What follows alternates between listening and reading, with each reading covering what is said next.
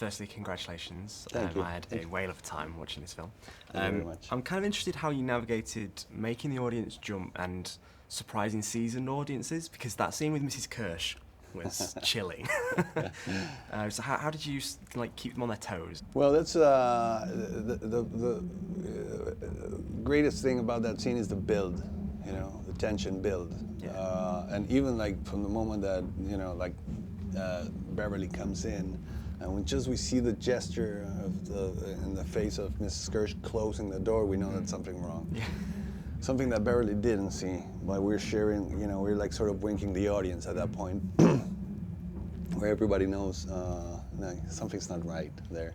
And it keeps going and going. There's still things that Beverly does not see. That scene where we see at the end of the hallway, we see a silhouette out of focus that just goes. I know that that is calculated, and I think it might be on a little bit of an overkill in terms of building the tension, but I liked it. So it worked really well. I think it works, and the tension. It's also that balance of suspense building and humor that interests me. And I think we took it to a good place. Yeah. You revisited psychopathic Henry Bowers.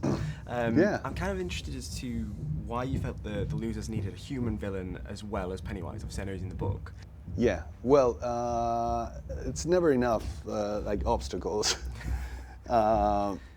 This being, I wanted really to make a sort of a propulsing, thrill ride, action-driven second half of the movie. And Henry Bowers fits right in that equation.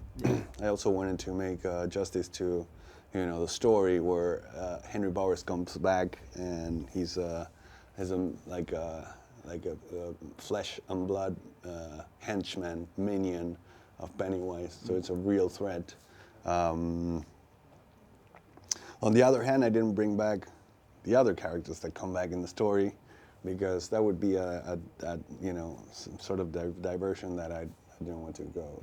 It's always a balance that you have to reach. Yeah. And having Tom and Audra come back would oppose too many diversions to the main plot. So there's some incredible monsters and monstrous illusions throughout. There's a scene involving Stanley towards the end of the film that felt very John Carpenter to me. I'm just kind of wondering where the influences came from with that, because that floored me. Yeah, well, John Carpenter is a big influence in me, and I draw from so many movies from the 80s that really had an impact on me, and The Thing is one of them. The Thing, John Carpenter's The Thing is one of those big event movies that marked my childhood. Yeah.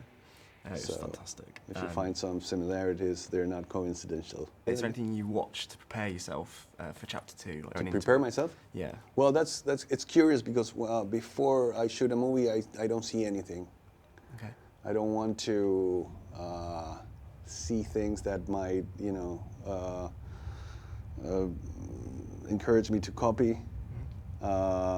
Of course, there's very several variations and nuances of copying, inspiring, homaging, but I want to keep, for me, it's and also you're so busy when you're preparing a movie, and sometimes the purest form of creation is just your imagination, and I didn't want too much noise in that process.